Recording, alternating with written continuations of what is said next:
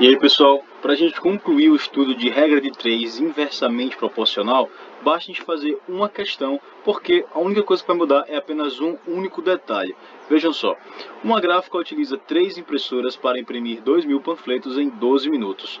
Quantas impressoras são necessárias para imprimir 6.000 panfletos em 15 minutos?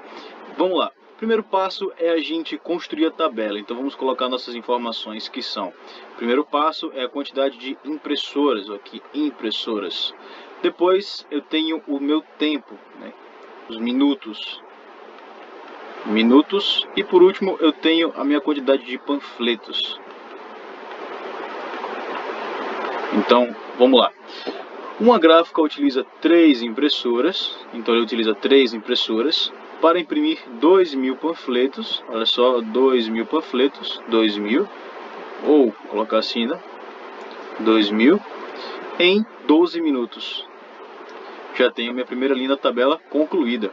Agora vamos à segunda parte. Quantas impressoras, olha só, quantas impressoras, eu sei que aqui vai ser X, são necessárias para imprimir 6.000 panfletos, 6.000 panfletos em 15 minutos. Agora vamos analisar. Depois que a gente fechar a tabela, a gente vai isolar o X. Tá? Vamos colocar aqui em um igual. Agora vamos passar aqui só limpo. É sempre bom passar limpo, porque é aqui que eu vou ver se ela é diretamente proporcional, se ela é diretamente, ou se ela é inversamente.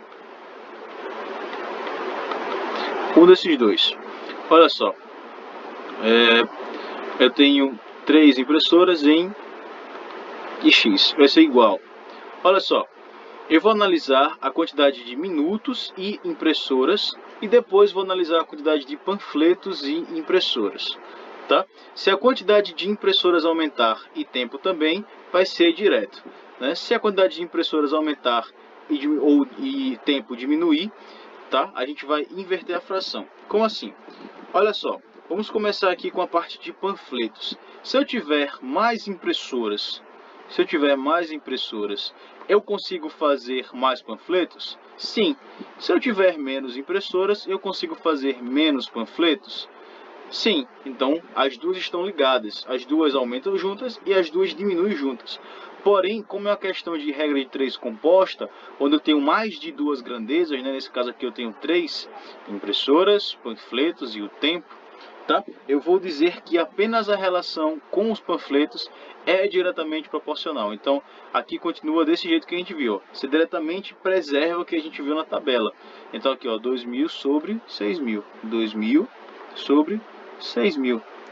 Agora a gente vai multiplicar por isso aqui. A gente vai ver agora se a relação entre impressoras e o minuto e o tempo vai ser diretamente proporcional ou não.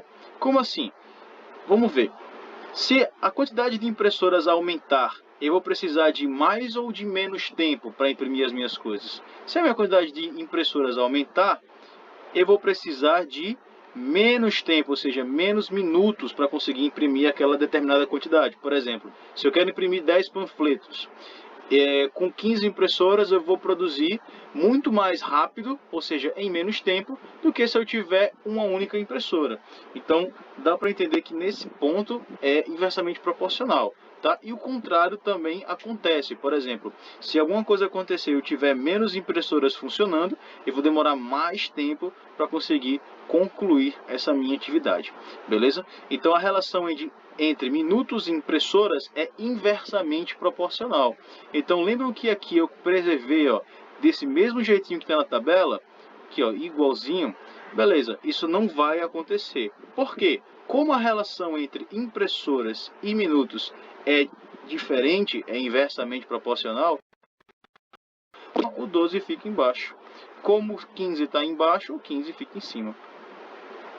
Ok? Então a gente vai agora repetir os passos da regra de 3 diretamente proporcional e finalizar a questão. O único detalhe era esse. Eu não vou colocar exatamente todo mundo igual em cima. Se a relação dele com a incógnita, tá? Porque o meu X está aqui, ó, na impressora, então eu tenho que ver cada um como ele se relaciona com essa parte aqui, ó, das impressoras. Beleza? Então, é só essa a única diferença. Vamos lá. 2.000 vezes 15, isso vai dar, olha só, 3 sobre x, isso vai dar 30.000. Agora, 6.000 vezes 12, isso aqui vai dar 6 vezes 2 vai ficar 12, sobe 1. 6 vezes 1 vai dar 6, com mais 1, 3, 32. E agora acrescento os 3 zeros. Bem, eu já posso simplificar, ó, isso aqui é uma fração, pessoal. Eu já posso, eu acho que eu estou esquecendo até de um zero aqui. Não, tá tudo certo. Olha só, já posso até simplificar, pessoal. Isso aqui numa fração, posso cortar esse zero com esse, posso cortar esse zero com esse, posso cortar esse zero com esse. Tá? Continuando aqui, ó. Melhor, eu não vou nem simplificar, não vou nem cortar, vou fazer grande mesmo, que a gente já mais fácil de entender. Ó, x vezes 30.000, isso vai dar 30.000 x. Isso vai ser igual a 3 vezes 32.000, isso aqui vai dar 96.000. Bem, x vai ser igual a 96.000 dividido por 30.000. Agora aqui eu posso simplificar ou dividir 96.000 por 30.000, tá? Cada um aqui vai fazer o jeito que mais lhe convém, mas no final o resultado aqui dessa divisão vai ser 96.000 dividido por 30.000, vai dar 32. Ok? Exatamente 32. Então, quantas impressoras eu vou utilizar para imprimir 6.000 panfletos em 15 minutos? Vão ser 32 impressoras. Ok? 32 impressoras serão necessárias. Com isso, nós já conseguimos compreender totalmente a parte de regra de 3 inversamente proporcional. Repetindo, o único detalhe é esse. Eu não vou copiar a tabela inteira e multiplicar, diferente do inversamente proporcional. Quando eu ler a questão, eu vou ter que analisar se todas as grandezas elas aumentam juntas ou não.